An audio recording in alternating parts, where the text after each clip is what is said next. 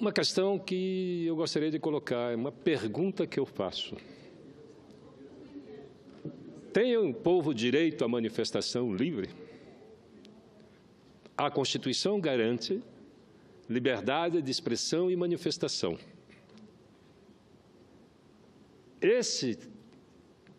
Isso não foi mudado na Constituição. É verdade que o governo tenta de desmontar a CLT, tenta retirar direito dos trabalhadores e acabar com essa rede de proteção social criada pela primeira manifestação civilizatória na sociedade brasileira, que é a Seguridade Social.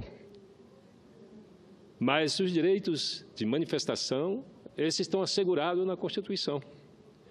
Mas o que nós vimos ainda há pouco foi o nosso direito à manifestação tolhido, o direito dos trabalhadores, inclusive nós, senadores, tivemos o direito a nos manifestar, nos posicionar, porque é impossível você falar bombardeado por spray de pimenta.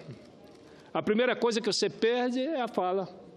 Ou seja, você tem garantias constitucionais de manifestação, de palavra, de pensamento, mas não pode se expressar por causa do gás de pimenta. Ora, o que nós presenciamos, eu estava no alto do carro, acompanhando toda a manifestação, milhares de pessoas, uma manifestação ordeira, pacífica de trabalhadores, e nós fomos lá, em nome do nosso partido, do Partido Socialista Brasileiro, emprestar o nosso apoio à causa dos trabalhadores brasileiros contra a reforma da Previdência, a reforma trabalhista e por diretas já. Estávamos ali para nos manifestar com liberdade, mas a nossa liberdade foi tolhida por força do bombardeio que sofremos com gás de pimenta e bombas de efeito moral. Se a Constituição nos garante um direito, ninguém pode nos retirar esse direito. Só os governos frágeis, aqueles governos que governam de costas para o povo, agem dessa forma, impedem a livre manifestação da cidadania. Tinha meia dúzia de pessoas radicalizando. Eu não acredito que a força de segurança da União e do governo do Distrito Federal não tenham um sistema de controlar esses radicais. Eram meia dúzia de homens mascarados, encapuçados, e que faziam a diferença no meio de uma massa de trabalhadores, de pais de famílias, mães de famílias e pessoas de idade. Isso também é um profundo desrespeito, e conosco, de respeito com os trabalhadores e de respeito com os parlamentares dessa casa, inclusive. Porque para retornar aqui para o Senado foi uma enorme dificuldade, estava tudo fechado e nós não podíamos retornar ao nosso trabalho. Eu quero fazer uma proposição à presidência da mesa, que em todas as manifestações, porque nós temos o direito de participar das manifestações, de subir nos carros, sons e nos pronunciar e voltar para o plenário dessa casa. Que a mesa do Senado tome providências para que a gente possa circular livremente, já que o povo não pode entrar nessa casa, que nós, senadores e senadoras, possamos circular com liberdade. Mas, senhora presidente, eu tenho repetido aqui uma análise que faço da formação política da sociedade brasileira. Olha, a Constituição Republicana de 1891 tirou o direito do voto dos analfabetos. Eu acho que a gente tem que atentar para isso. 1891, a primeira Constituição Republicana no Império, os analfabetos votavam. Com a Constituição Republicana, uma das primeiras medidas da Constituição foi proibir o voto aos analfabetos e às mulheres. Agora, veja, pelo IBGE, o índice de analfabetismo no Brasil do final do século XIX, logo depois da abolição da escravatura, era de 84%. 84% eram os analfabetos no Brasil, restavam 7%. Desses 7%, desses 14%, perdão, 7% eram mulheres e não tinham direito a voto. Restaram o quê? 7% de homens brancos e bem nutridos. Foram esses 7% de homens brancos que organizaram o Estado republicano brasileiro e que hoje continuam determinando, mandando, de acordo com seus interesses. Olhe essa casa, olhe a Câmara Federal, quem está representado aqui? Aqui nós representamos a elite econômica, os banqueiros, os latifundiários, os industriais. Não tem representação, rara representação dos trabalhadores. Não estão representados, a sociedade brasileira não está representada aqui nesta casa. E todas as vezes que temos crise, a saída é o pacto das elites. Eles se reagrupam e buscam uma saída. E agora, de novo, eles estão se preparando. Agora, imagine, eles estão se preparando para uma eleição indireta. E quem é que vai votar? Os 7% de homens brancos, com talvez pequenas diferenças na representação, muito pequena.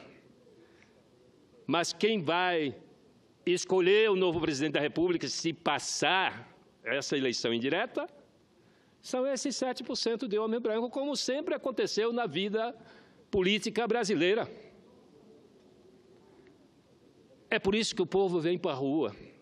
Mas é por isso que essa arrogância desses 7% de homem branco se traduz em violência, porque quando o governo não pode resolver o caso na política, ele apela para a polícia.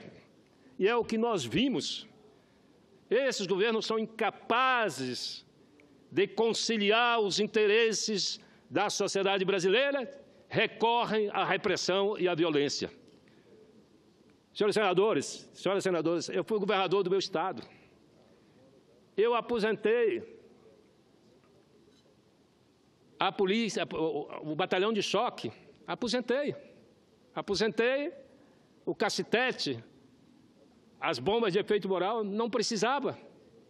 A polícia que eu comandei durante 8 anos nunca tocou num fio de cabelo de um cidadão, porque é o cidadão que paga os salários da polícia. E a polícia não pode substituir a política. E o que nós vimos hoje aqui é a polícia substituindo a ação política, o entendimento político. Eu falo isso com muito orgulho de ter governado o meu estado e não ter lançado a polícia para resolver os meus problemas políticos. Nós resolvíamos no entendimento, na conversação, mas um governo como esse, um governo manchado, um governo acusado, investigado por crime de formação de bando, por obstrução à justiça, como é que um cidadão, porque os escolhidos, a gente escolhe os melhores, ninguém escolhe os piores para governar. Nós escolhemos o que há de melhor. Como é que um país... Se inverter os valores, quem nos governa é o homem mais suspeito da nação de ter cometido uma série de crimes. Ele e o seu bando. Tanto é que aqueles assessores... Imagine eu, governante, se eu tivesse os meus assessores apanhar.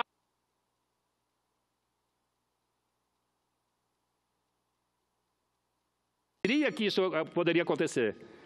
Senador Paí, concedo-lhe uma parte. Senador Capiberibe. Eu tenho que fazer uma parte para cumprimentá-lo. Vossa Excelência que enfrentou a ditadura, Vossa Excelência que no longo da sua vida tem uma história bonita que orgulha todo o povo brasileiro. Nós, que passamos por esse momento, pelos nossos cabelos brancos, talvez achássemos que nunca ia acontecer isso outra vez, o que aconteceu hoje.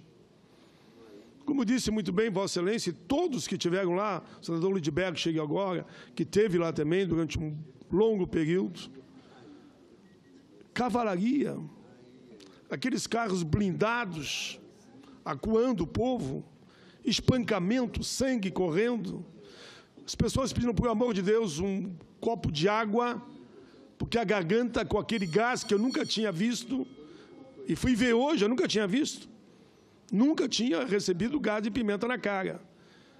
E aquele gás que Vossa Excelência lembrou aí de... Como é o nome mesmo do outro gás que eu nem conhecia? Spray de pimenta.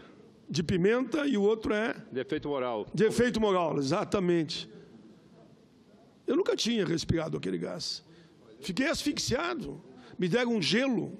Senador Vanessa com o rosto deformado pela agressão tão violenta como aconteceu ali. Vossa Excelência e outros senadores e deputados se olhavam e nós nos olhávamos, senadora Fátima, os olhos todos cheios de lágrimas, não acreditando que aquilo estava acontecendo. E jogavam, inclusive, para cima do caminhão as bombas. Circulavam pelas nossas cabeças. Onde estamos, onde chegamos?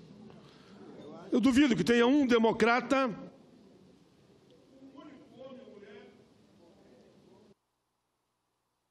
que ame a liberdade, a sua pátria, o seu país, que vai concordar com aquilo. Como disse muito bem Vossa Excelência, eram jovens, homens, adultos, idosos, idosas, que estavam ali, só clamando por democracia, por liberdade e justiça, direta já e contra as duas reformas. Foi triste, hoje foi um dos dias mais tristes que eu passei dentro do parlamento, muito pior que o dia de ontem, muito pior que o dia de ontem. Ontem havia uma desavença entre nós, de senador para senador, senador para senadora. Agora lá foi um ato covarde, batendo num povo que estava lá, de forma até, eu diria, clamando por um abraço, clamando por uma voz de carinho, clamando para que alguém desse um norte e dissesse que as duas reformas não passaria e que a democracia voltaria ao nosso país. Mas parabéns mesmo, parabéns. Obrigado. Muito forte a Vossa Excelência, com um forte abraço. Obrigado, senador. Veja, eu fui proibido de exercer o meu direito de manifestação, porque, como Vossa Excelência, senador Paim, a primeira coisa que o gás de pimenta, a primeira manifestação é trancar a respiração. Você não consegue respirar.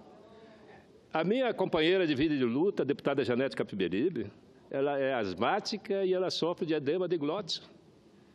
E o spray de pimenta é um veneno para quem tem essas doenças. Ela teve que ser retirada às pressas, porque estava realmente numa situação correndo risco de vida. Isso é um absurdo. Nós pagamos impostos. A polícia é sustentada com nossos impostos. A polícia é para nos proteger. A polícia é para proteger o cidadão que se manifesta com liberdade, porque nós estamos simplesmente ali cumprindo aquilo que a Constituição brasileira determina: o direito à manifestação, o direito à reunião, o direito à expressão. Senador Lindbergh. Senador Capiberibe, eu fiz um trajeto diferente hoje na passeata. Eu vi na hora que os senhores subiram no carro de som, no primeiro carro de som, estava vendo o seu relato agora no gabinete, e eu fiz um caminho por toda a passeata. Eu queria primeiro, senador Capiberibe, falar que faz muito tempo que não há uma marcha tão grande e tão representativa sobre Brasília. Não tinha menos de 150 mil pessoas, senador Paulo Paim. É impressionante a mobilização de todas as centrais sindicais. A gente via os blocos de cada centrais sindicais. E as pessoas vieram dos mais diversos estados. Era uma marcha extremamente pacífica. Se tem um grupo Eu vou tentar ser breve. Se tem um grupo de mascarados ali que estavam atacando a polícia tinha que atingir esses, prender esses. Mas não. A nossa reclamação aqui é porque foi uma política de dispersão generalizada de manifestantes que vieram de todos os estados do país. Eu quero me somar ao protesto de Vossa Excelência, dizer que eu estava conversando com funcionários do meu gabinete, a estrutura que tinha aqui entre a Câmara e Senado, o aparato policial, isso não é coisa de democracia, não. Lembrava tempos de ditadura. E nós não podemos aceitar, num momento como esse, que as pessoas não podem vir a Brasília protestar, fazer manifestação contra as reformas, exigindo a saída do Temer, eleições diretas, porque Vossa Excelência também é muito feliz quando fala que só com eleições diretas, só com o povo participando do processo eleitoral. Eu encerro a minha fala aqui, porque a senadora Fátima, eu sei que ela está presidindo aí, mas eu queria me associar. Eu volto a dizer, ninguém vai tirar também, senador Capiberibe, a dimensão desse ato de hoje. A gente tem que marcar muito. É importante que as pessoas vejam as fotos aéreas, filmagens, porque agora eles vão tentar construir uma narrativa. Ah, não, é confusão. Eu garanto a você, 99,9% estava se manifestando ali de forma pacífica. Não queiram imputar a esses trabalhadores qualquer tipo de dano ao patrimônio público, porque o que tinha era um grupo de 50. E o que me estranha, eu encerro dizendo, é como é que a polícia não vai em cima desse e utiliza uma prática de generalizar, jogar bomba para tudo que é lado. E a cobertura da imprensa também é de generalizar, como se esses trabalhadores que vieram do Brasil inteiro vieram para cá para participar de quebra-quebra. Não, não foi isso que...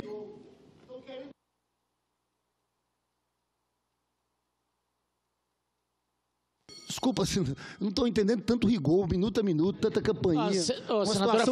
Senadora Fátima. Entendeu? Mas tudo bem. Tem outras pessoas. Um abraço. A senhora já foi tolerante. Para encerrar, senhora presidente, eu vou repetir aquilo que eu acabei de falar. Essa casa, dominada por 7% de homens brancos, não pode repetir os acordos que vêm feitos através da história desse país. Não pode imaginar que a sociedade brasileira vai aceitar uma eleição indireta, que nós, senadores e deputados, numa situação de desconfiança generalizada da sociedade, de descrença da sociedade, possamos escolher o novo presidente e vice-presidente da República. Eu tenho convicção que, se nós insistirmos nesse caminho, nós vamos repetir o que aconteceu.